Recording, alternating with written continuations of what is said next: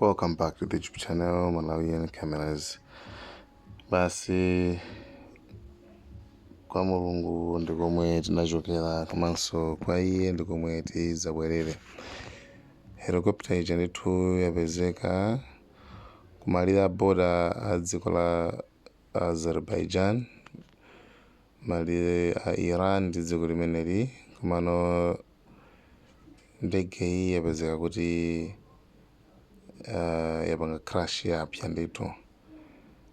Palibe saini iliyonse yokuti anthuwa amene anali menemo anthu ndithu omakwana mwina 5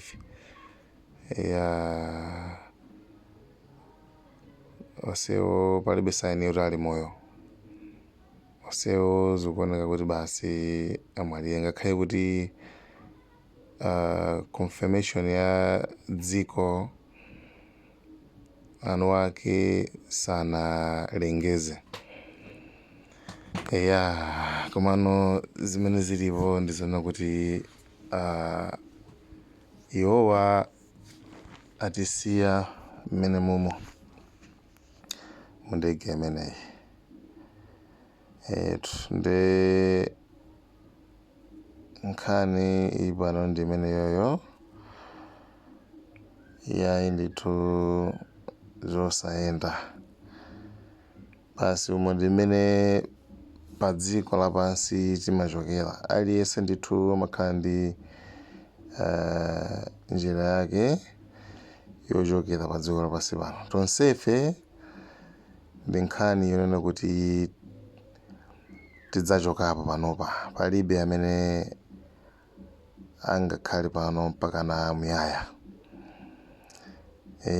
Anyway, Turkish drone imene ndithu anayithamangitsa kupita kupanga search muzifunga zimene zizi ndi imene ndithu inapanga find out kuti pena pake ndithu pamayaka moto. Kupanga check bwinobwino pena papeza kuti hayi pamene panali helicopter yo.